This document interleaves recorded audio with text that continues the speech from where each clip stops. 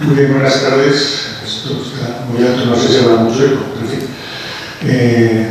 Gracias, Jaime, por la invitación a participar en este ciclo que hoy en día, cuando se dice que casi nadie lee o que se lee muy poco, aunque se publican muchos libros, es casi revolucionario. Organizar un ciclo de conferencias sobre la lectura y sobre el hecho de leer, y de leer además de un modo libre, es decir, sin el sobrepeso de la teoría. Yo, en efecto, estudié aquí, en la Facultad de Filología de la Complutense, con grandes profesores como Fernando Lázaro Carreter, como Domingo Indurain, en fin, algunos grandes monstruos de la filología española. Y alguno era un gran teórico, como el mismo Lázaro Carreter. Pero también tenía la suficiente personalidad y la suficiente riqueza personal como para hacer lecturas propias. Pero lo que sí recuerdo bien es que en aquellos años, no voy a decir cuántos, porque pensarán que tengo más edad o menos, en fin, en aquellos años estaba también de moda convertir a la filología en una ciencia al modo de las ciencias matemáticas o la biología, etc. Y una de las cosas que se puso de moda fue prescindir del autor, lo que se llamó la muerte del autor. De manera que al hacer los análisis, las observaciones, los comentarios, solo se tomaba el texto, como si el texto no lo hubiese escrito una persona en unas circunstancias determinadas, con unos objetivos concretos, y como si al final y a la postre quien estaba leyendo y quien estaba comentando y levantando una teoría sobre la lectura de ese libro era también una persona. En fin, aquello fue un sarampión que yo creo que afortunadamente pasó, y ahora nos encontramos en otro momento.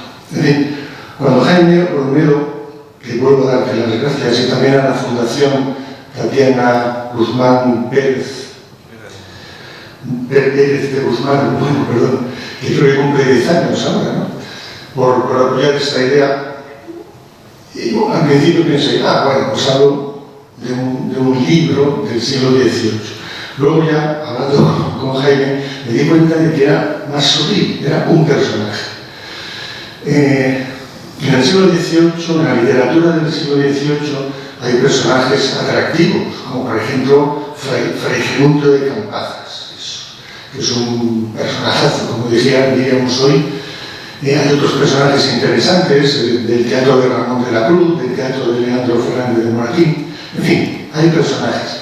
Pero casi desde el momento en que hablamos de un personaje, se me vino a la cabeza Adelaida. ¿Por qué? Pues entre otras cosas porque representa mucho de lo que en el prospecto del curso se dice, mucho de cómo hay que entender la literatura como un escrutinio moral, como un análisis de la experiencia humana, y cómo hay personajes que en efecto pueden representar esas situaciones, esas experiencias y marcarnos para el futuro.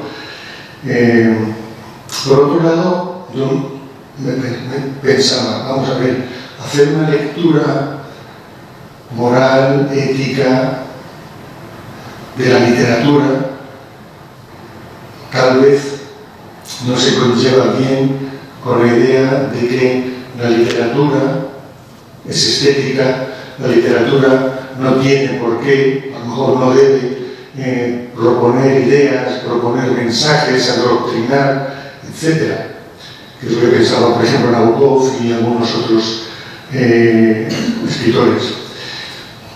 Pero creo que son cosas distintas, y a la postre, cuando uno va al teatro, o cuando uno lee una obra de teatro, o lee una novela, aunque considere que es un objeto estético, que se adapta a unas normas, como puede ser en el caso de la novela policíaca, de la novela histórica, etc., al final acaba teniendo una idea, un concepto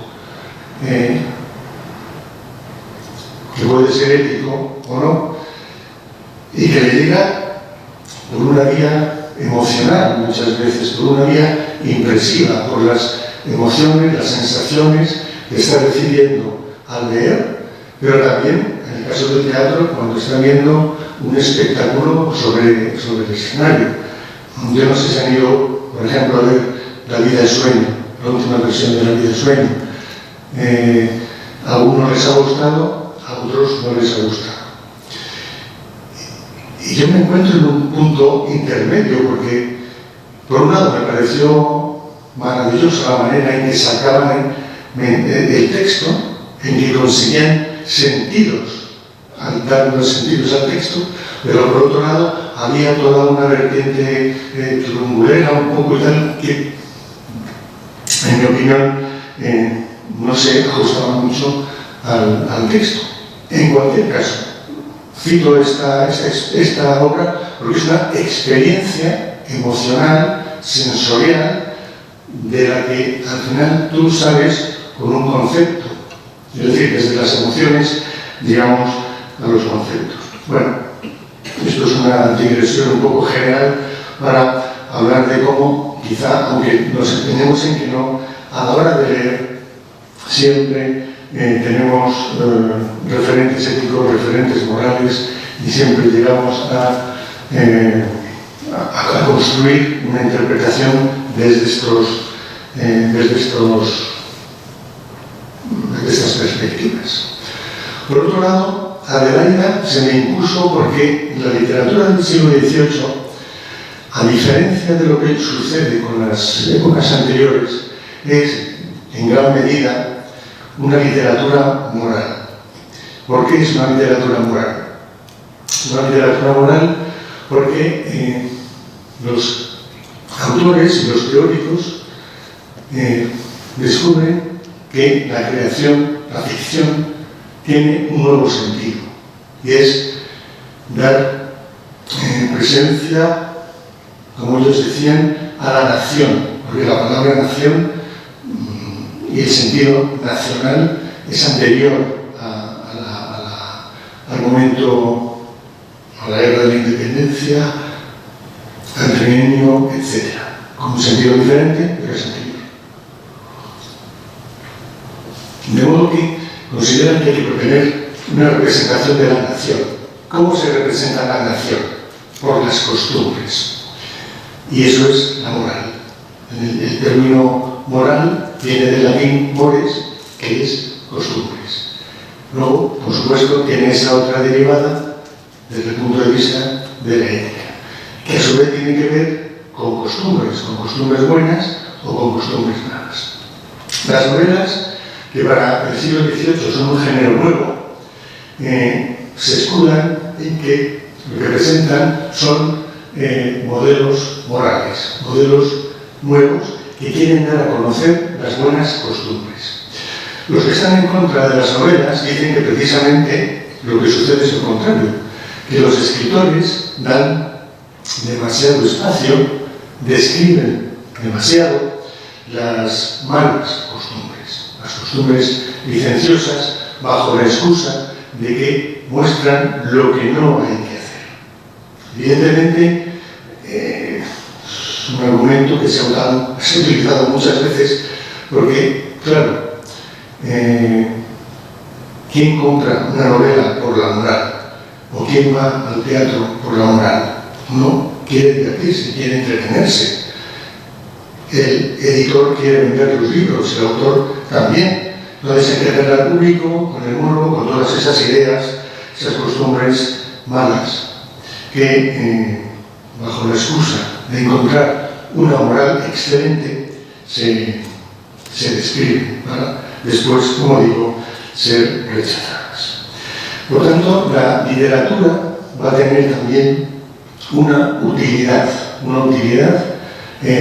fuerte, una utilidad potente, Y los escritores, sobre todo los escritores de novela, van a insistir una y otra vez en que escriben para el público, escriben para educar. Porque tengamos presente otro aspecto. Con el siglo XVIII comienza una nueva época, no solo para España, sino para el mundo. Una época que caracterizamos como de modernidad. Somos más hijos del siglo XVIII que del siglo XVII o del siglo XVI. El lenguaje político, el lenguaje sentimental que empleamos lo hemos heredado del siglo XVIII, por supuesto, pasado después por el XIX, etc. Pero lo hemos heredado del siglo XVIII. Y los escritores, a diferencia de lo que sucedía antes, consideran que tienen un compromiso con el público, que tienen una misión. Y esa misión es la misión del intelectual, de enseñar al lector. Y abro un paréntesis.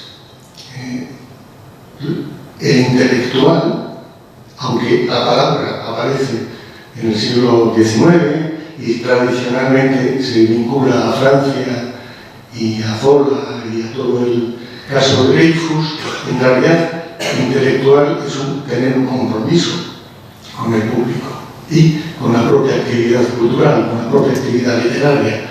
Y eso, como digo, lo encontramos ya en el siglo XVIII. Lo encontramos en Voltaire, lo encontramos en Rousseau, en Diderot, pero lo encontramos en Feijóo, lo encontramos en Jovellanos, lo encontramos en José Cadalso, lo encontramos en muchos escritores del siglo XVIII. Y cierro el paréntesis reivindicativo de la modernidad y de la actualidad del siglo XVIII. Bueno, quería hacer una pequeña introducción para luego situar a Adelaida, por eso todavía no me he situado en la novela.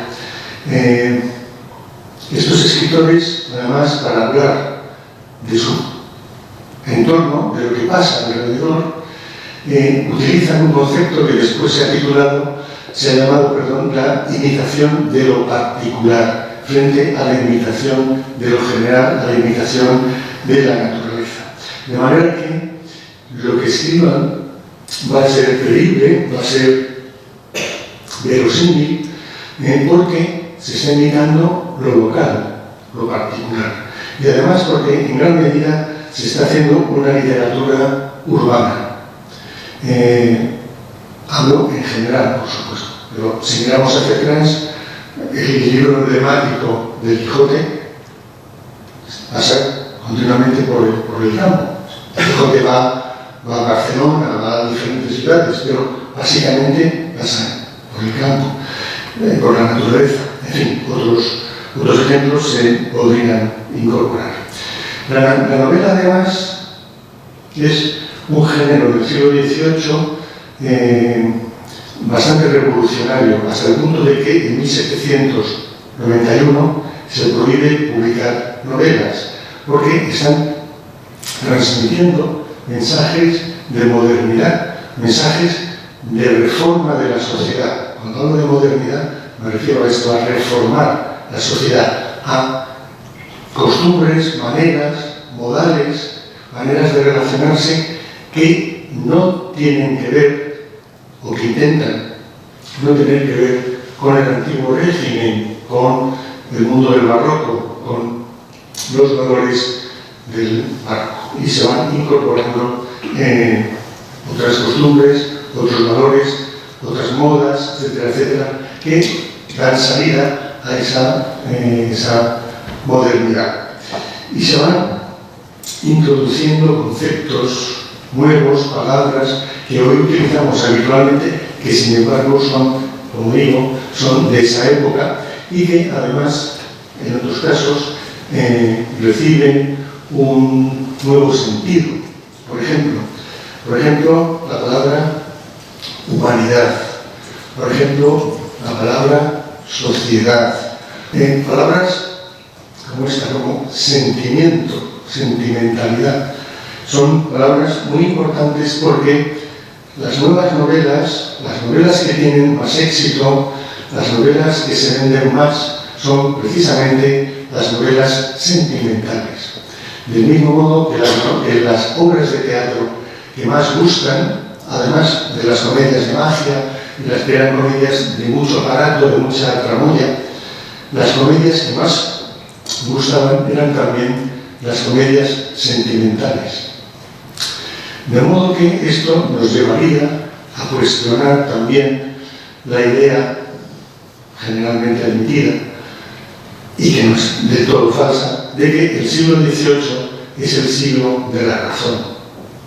El siglo XVIII, en efecto, es el siglo de la razón, pero es el siglo de la razón más el sentimiento. Una razón o un sentimiento, perdón, y lo vamos a ver en la novela cuando me centre en ella, un sentimiento que está controlado por la razón, que está controlado por valores como la virtud, una virtud en sentido laico, no en sentido absolutamente católico. Una razón que tiene que ver con la utilidad. Y esto me llevaría, y lo voy a hacer, me llevaría a hablar de los nuevos modelos de ciudadano que se incorporan en el siglo XVIII. Por eso decía que el siglo XVIII es una ruptura con el tiempo anterior, es el inicio de nuestro tiempo, y por eso digo que le debemos mucho al siglo XVIII. Por ejemplo, nuevo modelo de hombre. Ahora que estamos hablando continuamente de las nuevas masculinidades, los nuevos modelos de hombre, de mujer, de conducta, etcétera, etcétera. En el siglo XVIII se propone un hombre sensible, un hombre sentimental, un hombre capaz de llorar en público, de expresar sus emociones. Ya aquello de que los hombres no lloran, que después se recuperó, en este momento es cuestionado. Y los modernos del siglo XVIII van a adoptar esta idea del hombre sensible. Sensible, pero además es útil a la sociedad, al entorno. Por eso tantas críticas a los nobles no en general, sino a los nobles improductivos. Había muchos nobles que tenían empresas o que tenían tierras y que generaban riqueza. Había otros que no. Y la gran crítica va hacia ellos. ¿Cómo es el modelo femenino, el que se propone de mujer? Pues un modelo mucho más autónomo de lo que era hasta el siglo XVII. Un modelo, he oído que alguien suspiraba, es por envidia o por cansancio, un modelo de mujer fuerte, un modelo de mujer independiente, y lo vamos a ver también en la novela, un modelo de mujer que toma sus propias decisiones y que ayuda a su marido como a él le ayuda a ella. Y he dicho marido porque se está siempre dentro de la estructura del matrimonio. Son mujeres con autonomía. Y esto tiene que ver bastante con el surgimiento de la burguesía en este periodo, en la segunda mitad, sobre todo del siglo XVIII. La burguesía en este periodo es una burguesía con iniciativa en todos los ámbitos. Y esto se traduce también en este tipo de actitudes. Se traduce también en que Carlos III, a partir de 1763, tiene que cambiar la normativa que regulaba el papel de los padres a la hora de elegir esposo o esposa y a la hora de elegir estado de sus hijos. De manera que las reformas dan más libertad, más protagonismo a los hijos frente al hasta entonces papel más fuerte de los padres. Y esto además se ve no solo en la literatura, sino en que cada vez eran más las hijas de la nobleza y de la burguesía que acababan teniendo relaciones, en algunos casos casándose también, con sus profesores privados, no me viene la palabra ahora. Y, ¿perdón? Tutores. Bueno, los tutores no tienen un nombre, pero no recuerdo. Entonces, para intentar regular todo esto, se cambia también la norma. Cuando la burguesía se vuelve, en general, más conservadora, que esto sucede ya claramente en la época del romanticismo, la literatura romántica va a proponer modelos diferentes. Y si recordamos las grandes obras que triunfaron en el XIX, las grandes obras románticas, recordaremos que los protagonistas son los que llevan la iniciativa y ellas son las que están esperando ser raptadas. No tienen un papel con tanta iniciativa como el que estaba señalado. Bueno, voy a ir centrándome en la novela, porque ya llevo como 20 minutos o así y todavía no he hablado del personaje. Bien, he dicho que la novela es un género nuevo, un género renovado en el siglo XVIII, perdón. Lo cierto es que desde finales del XVII parece que desaparece la escritura de novelas y toda una campaña por parte de las autoridades y de autoridades religiosas también en contra de este tipo de literatura, de ficción, que hace soñar, que hace imaginar, porque también tenemos en cuenta otra cosa. A menudo se dice que había muy poca gente que supiera leer, lo cual es cierto. También es verdad que a medida que pasan los años va creciendo el número de lectores.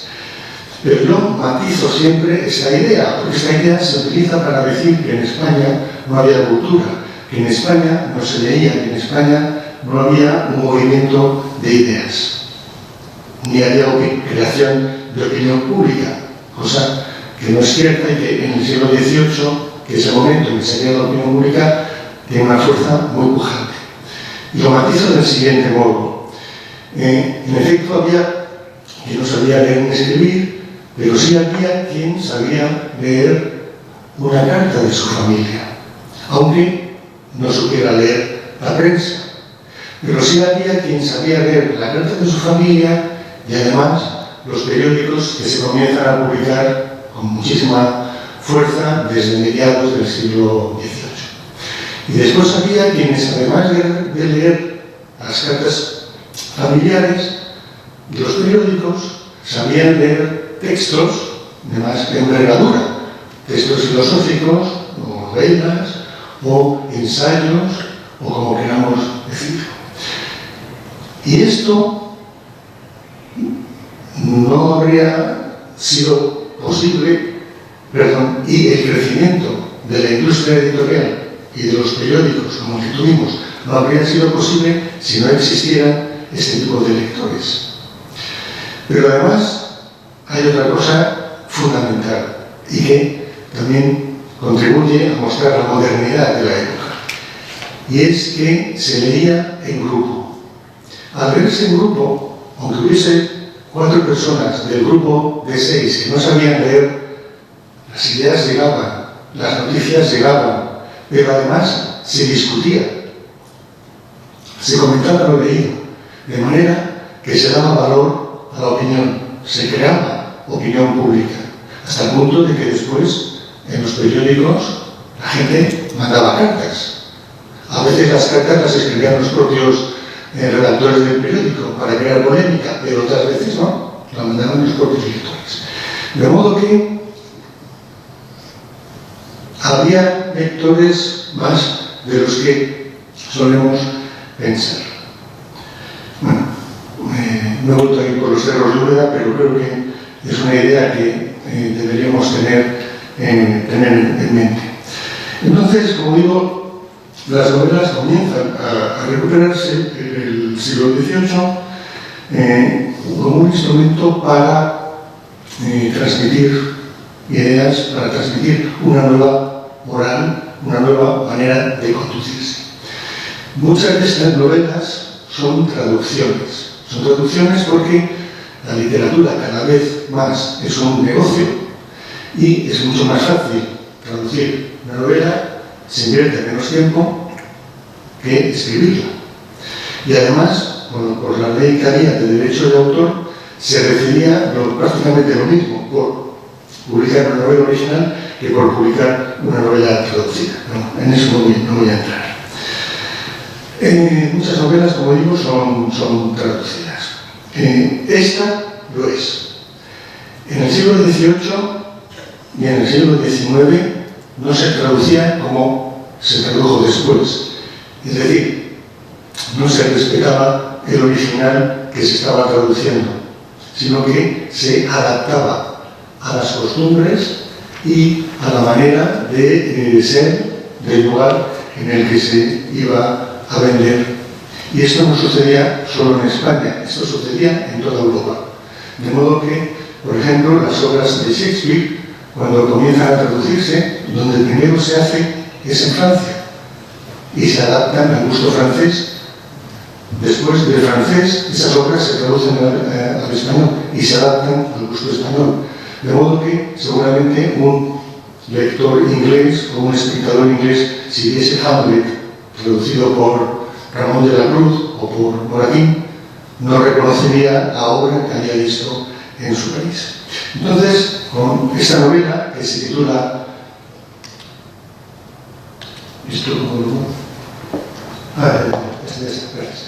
que se titula La filósofa por amor, o cartas de dos amantes apasionados y virtuosos,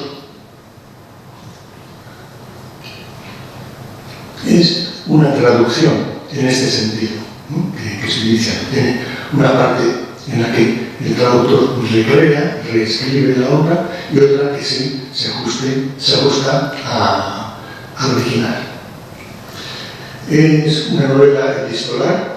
Las novelas que más gustaban también eran las novelas epistolares, que eran sinónimo de novelas sentimentales. La historia, la cuento muy deprisa, es la siguiente. La protagonista, Adelaida, que es muy jovencita, se enamora de otro joven que se llama Durval. La Adelaida es de clase, es aristócrata. Durval, no. Durval pertenece al tercer estado. Es un joven virtuoso, recordad lo que os he dicho antes, sobre el nuevo modelo de individuo, pero no tiene riqueza. Entonces, Adelaida, que es muy atrevida para la época, le hace llegar a Durval su retrato y le revela que está enamorada de él. Durval, cuando ve ese retrato, se da cuenta de quién es ella, porque la ha visto por la calle, en fin. ¿Y qué hace Durval? Que es alguien virtuoso. Escribe a la madre de Adelaida para decirle que su hija está enamorada de él, le ha mandado una carta, le ha mandado un retrato, y que él no puede corresponder a ese enamoramiento, porque claro, son de clases diferentes, de estados diferentes. Entonces, la madre le agradece muchísimo su gesto, le parece que es viable todo lo que está haciendo, y la cosa se queda ahí. Pero Adelaida sigue insistiendo, él vuelve a escribir. Total, que, resumiendo mucho, cuando el padre se entera de que Adelaida está enamorada de este chico, la saca del colegio y la mete en una torre, la presa. Y por su parte, Durval sigue viviendo, piensa que ella ya no le desea, ya no le quiere, al mismo tiempo ella cree que él se ha casado con otra, con lo cual tiene grandes crisis emocionales y demás. Sabe finalmente que él sigue soltero por una serie de avatares sumamente interesantes. Vuelven a encontrarse, interesantes porque el padre lo que hace, el padre de Adelaida, hace que lo acusen de haber asesinado a un amigo suyo, donde lo meten en un calabozo. Bueno. Y ella, que es una mujer fuerte, que es una mujer independiente, que es una mujer valiente y que sabe que Durval, porque es virtuoso, no ha podido matar a nadie, hace un largo viaje, atraviesa bosques, pasa miles de peligros y demás, hasta que consigue que saquen a Durval de la prisión. Finalmente, el padre da su brazo a torcer, se muere, porque el esfuerzo es muy fuerte para él, y los dos se casan. Bueno, pues este argumento sirve para muchas cosas. Sirve, por ejemplo, para poner en jaque las relaciones entre los padres y los hijos, para desestabilizar la estructura política y social, porque Adelaida está desafiando la estructura social con su apuesta por un chico que es de una clase inferior, y además está desestabilizando la estructura administrativa porque su padre tiene un puesto importante en esa misma estructura. Y al desafiar el poder del padre, el papel del padre, están poniendo en cuestión todo esto. Bueno, la novela se anunció en la Gaceta de Madrid, se anunciaban las novedades bibliográficas, y se anuncia con estas palabras. Aquí he subrayado una serie de ellas porque son paradigmáticas de lo que buscaba en el momento, de lo que se pretendía en el momento y de las novedades, nuevamente, de pensamiento, de conducta, de tipos, de modelos de conducta, ¿no? Sentimientos de una moral pura, deberes filiales, aludiendo a esta relación, un padre imbuido de su nobleza, sentimientos generosos, etcétera, etcétera. Aparecen diferentes temas a lo largo de la novela, a lo largo de las cartas. Estas frases son también todas ellas frases de Adelaida. No es la única voz narrativa. Está ella, está Durval, están sus padres, está una amiga de Adelaida a la que ella le pide consejo, pero siempre es Adelaida la que pone, la que lleva adelante los mensajes más rompedores, diríamos. Y en este caso, aquí hay algunas citas que tienen que ver con la identificación del amor con algo natural, no con algo social, que sería la postura defendida por su padre, que quiere casarla con alguien de su mismo nivel. Todo esto hoy en día, evidentemente, nos puede parecer ya muy visto en multitud de ficciones, pero estamos en un momento diferente, en un momento en el que todo esto tiene una nueva lectura, una lectura política también, y para la época, como digo, resultaba bastante novedosa. Pero ves, la memoria de tus virtudes desvaneció mis temores y me consideré segura al hablar contigo, al relacionarme contigo. Yo no soy noble porque yo soy noble porque mi padre lo es, el tuyo no. Enhorabuena. Por eso eres tú menos amable, menos virtuoso y menos amado de tu Adelaida. ¿No son estas razones suficientes para ser mi esposo? Es decir, estamos jugando con conceptos y con órdenes totalmente distintos que se enfrentan, que Adelaida hace chocar al enfrentarse a su padre. Alegas la causa de tus pocos bienes de fortuna. Te avergonzarás de recibir de mí otra más considerable que la tuya. estarás celoso del placer que tendré de enriquecerte. Todo lo que yo posea no será tuyo siendo tú mi esposo. Podrás distinguir entre lo que pertenece a uno o a otra.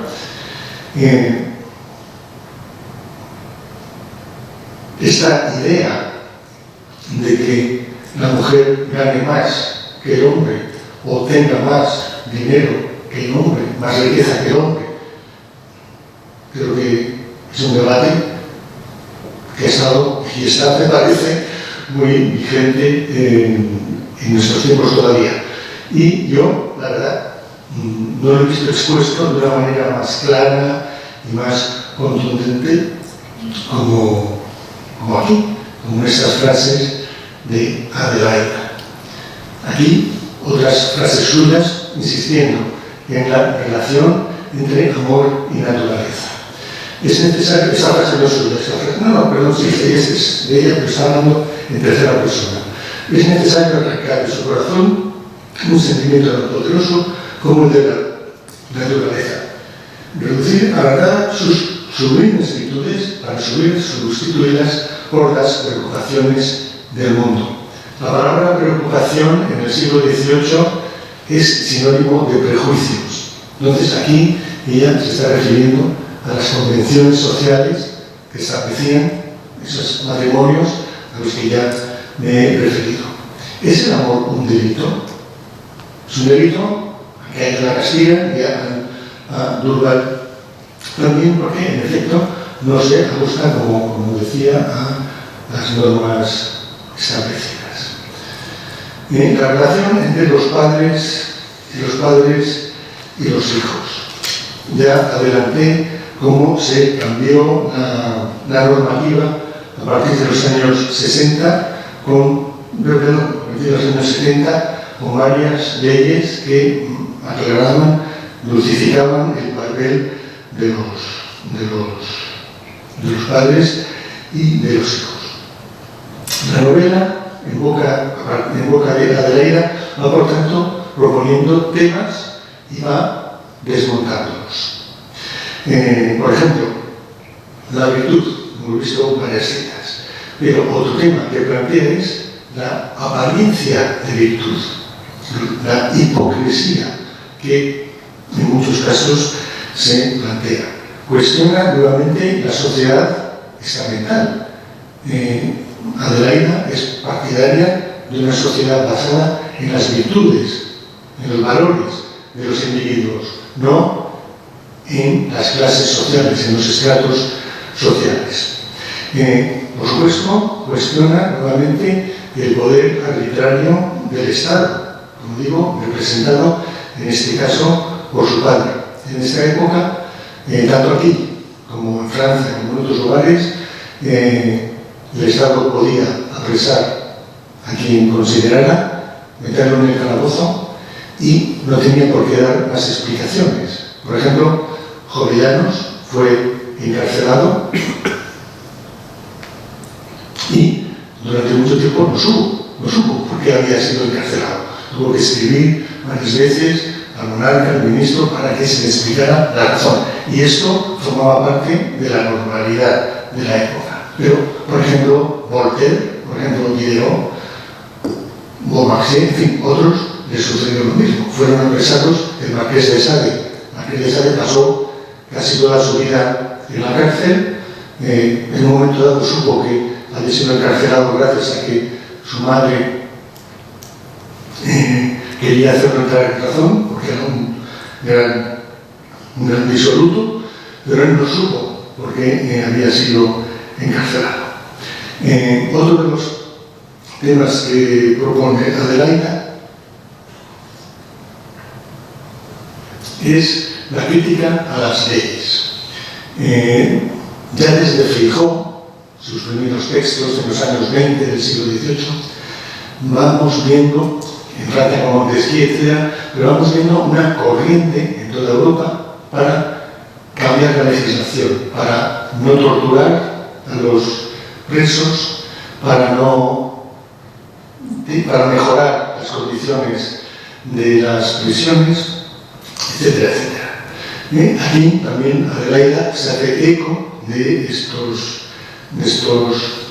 debates y, por otro lado, como he dicho antes, tanto ella como él, como Durkheim, ejemplifican los modelos del ciudadano, del nuevo ciudadano.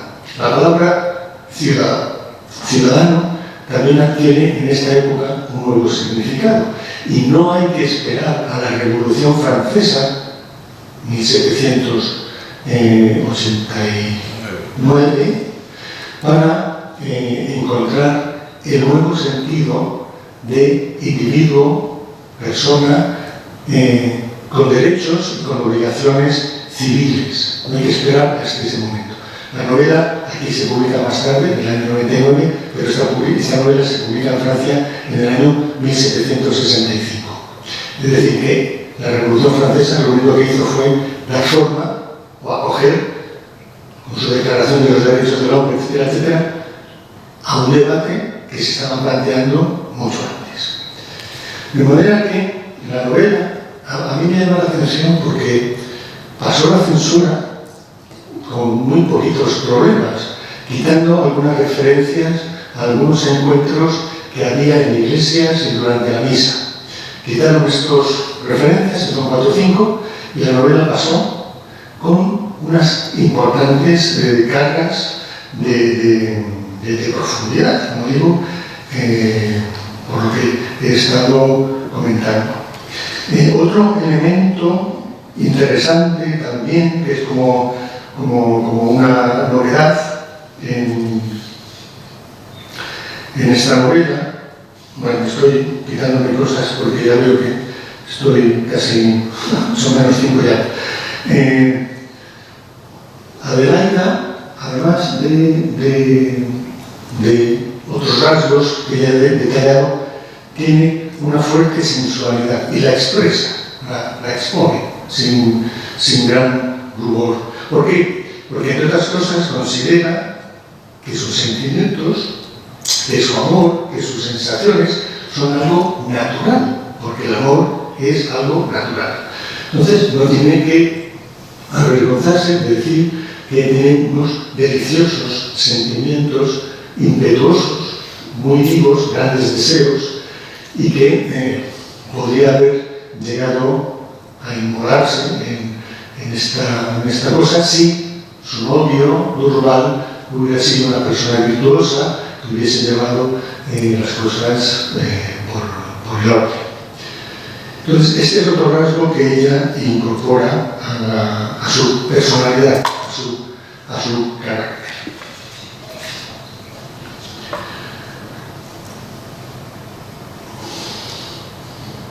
Todo lo que ella está diciendo, así como sus propias acciones para conseguir que saquen a Durkheim de la cárcel, para finalmente juntarse, va dirigido al matrimonio.